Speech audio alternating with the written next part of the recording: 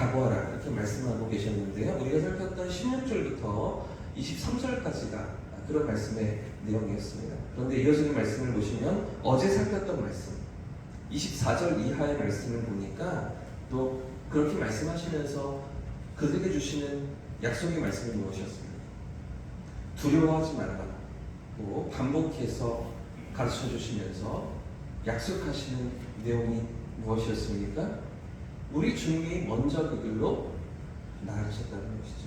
예수님 세상 가운데 오시면서 영접하지 않고 환영하지 않는 그런 사람들이었지만 그 길 가운데 나아가시면서 그 모든 것을 몸소 이미 체험하신 우리 주님이심을 말씀하고 계셨습니다. 그러니 두려워하지 마, 염려하지 마, 내가 다 알아, 이미 다 알아.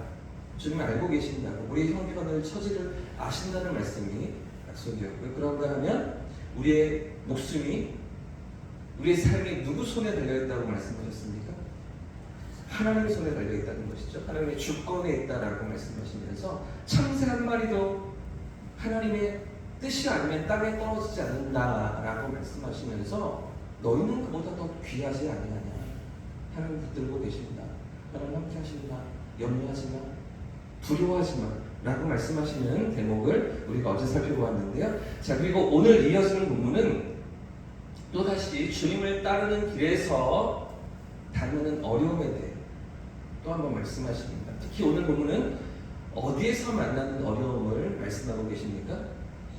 가정입니다. 가정. 집에서 만나는 어려움을 말씀하고 계시죠. 가족들 가운데 분란이 일어나고 분쟁을 겪는 그런 일들이 있을 것임을 예수님께서 말씀하고 계십니다. 그러니까 예수를 믿고 우리가 예수를 만나고 하나님의 백성으로 이 땅을 살아갈 때 세상 가운데서도 핍박을 당하지만 또 어디에서도 어려움을 만납니까? 집에서도 만나는 것이죠. 오늘 본문에 이렇게 말씀하셨잖아요. 34절과 35절 말씀 같이 한번 읽어보겠습니다. 2절 시작. 내가 세상에 화평을 주러 온 줄로 생각하지 말라.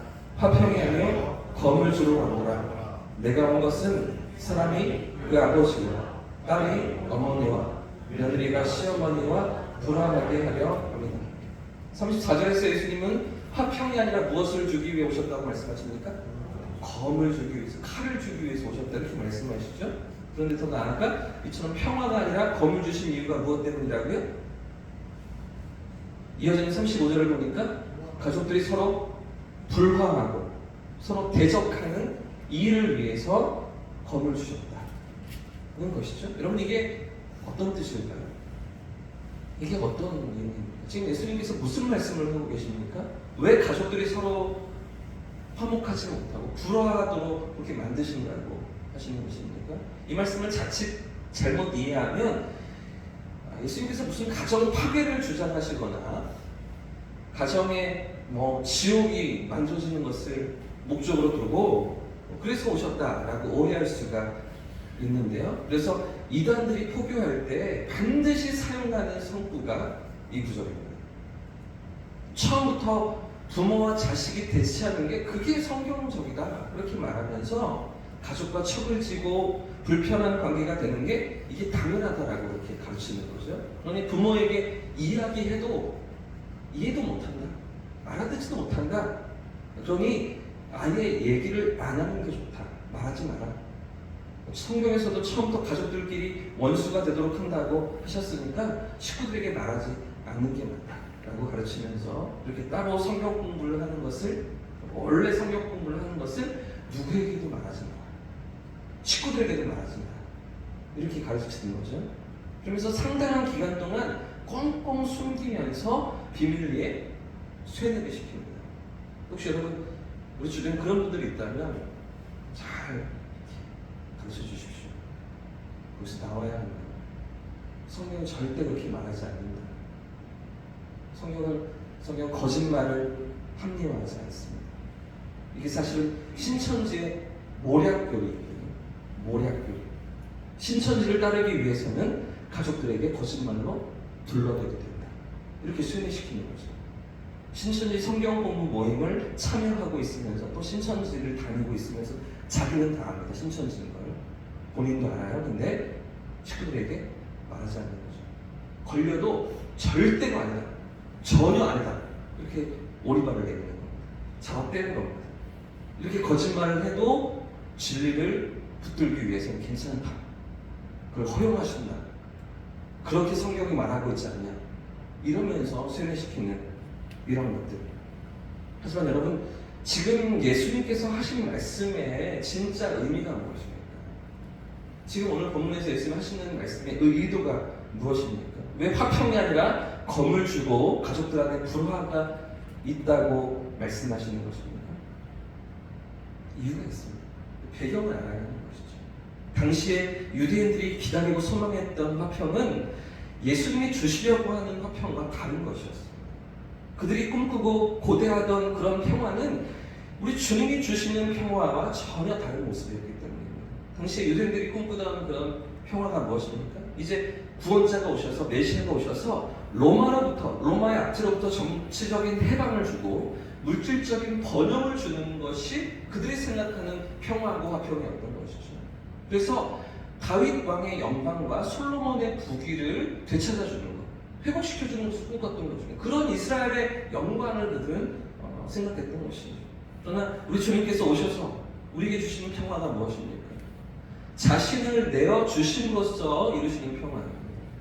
자신의 순종을 통해서 하나님과 우리 사이에 막혔던 담을 허무시고 하나님 앞으로 나아갈 수 있는 인생의 길을 여시는, 삶의 길을 여시는, 그게 주님 주시는 평화가 아니겠습니까?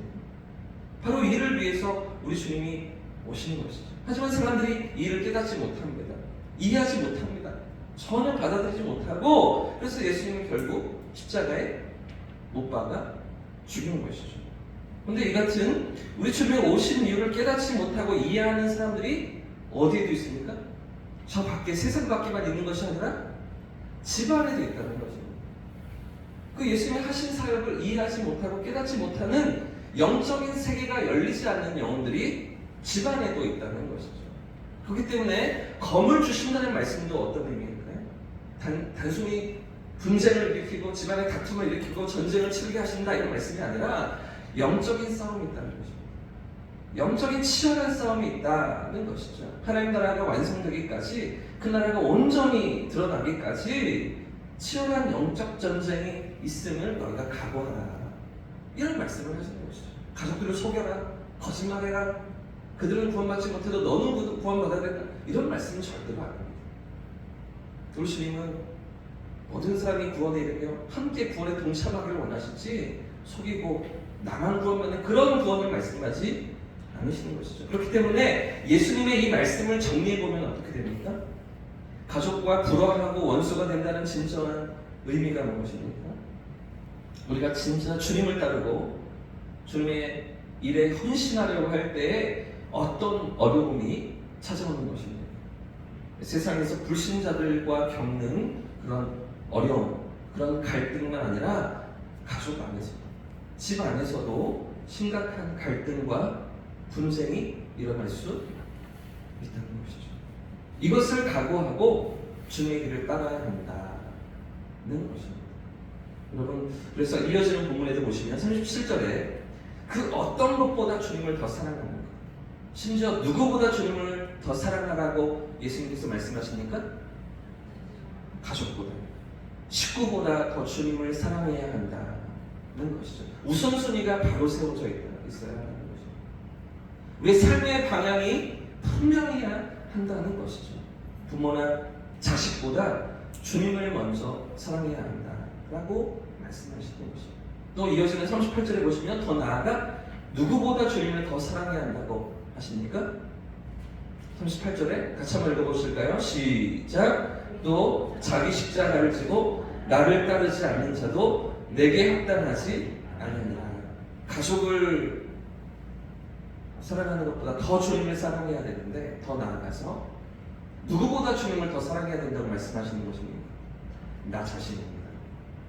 자기 자신보다 주님을 더 사랑해야 하는 것. 그래서 자신을 부인해야 되는 것. 이게 제자의 길이고, 이게 주님께서 우리를 부르시는 길이라고 말씀하시는 것이죠. 그러면서 39절에 또 뭐라고 말씀하시는지 보십시오. 39절도 같이 읽어보겠습니다. 시작! 자기 목숨을 얻는 자는 잃을 것이요 나를 위하여 자기 목숨을 잃는 자는 얻으리라. 아멘. 결국 무엇까지 요구하고 계십니까? 우리 목숨까지 요구하십니다. 우리 육체적인 생명까지도 희생할 각오를 요구하시는 것이죠. 자, 여러분 생각해 보십시오. 세상에서 어제도 말씀을 드렸지만 세상 사람들에게 있어서 이 목숨보다 생명보다 소중한 것이 있습니다. 이 생명과 맞바꿀 수 있는 것이 있습니다. 그러나 예수를 믿는 우리에게는 이게 가능하죠? 이게 가능한 우리의 신앙 고백인 것이죠. 우리의 생명을 내어주면서 영원한 생명을 얻는 것입니다. 우리의 목숨을 희생하면서 영원한 하나님 나라를 소유하는 것이죠. 왜냐하면 그만큼 값어치가 있기 때문에, 그만한 투자 가치가 있기 때문이죠. 여러분, 이런 가운데 예수님께서 약속하신 말씀이 이것입니다. 자기 목숨을 얻으려고 하는 자는 잃게 될 것이지만, 그러나 주님을 위하여 자기 목숨을 잃는 자는 뭐라고요? 얻으리라 하셨죠. 얻으리라. 이 얻으리라 하실 때 무엇을 얻는 것입니까? 영생을 얻는 것입니다. 우리의 목숨까지 희생하고 우리의 모든 가장 소중한 것들까지도 내어줄 수 있지만, 그러나 그렇게 잃는 것을 통해서 얻는 것은 영원한 하나님 나라입니다. 영원한 생명임을 우리 주님께서 가르쳐주고 계신 것이죠. 오늘도 우리의 생명보다 소중한, 우리의 목숨보다 소중한 영원한 나라를 소망하며 붙들고 살아가는 저와 성도들 되시기를 주님의 이름으로 축복합니다. 아멘. 이게 분명하지가 않으면 사실은 자꾸만 헷갈려집니다. 세상 속에서 세상 사람들이 추구하고 또 달려가는, 그죠?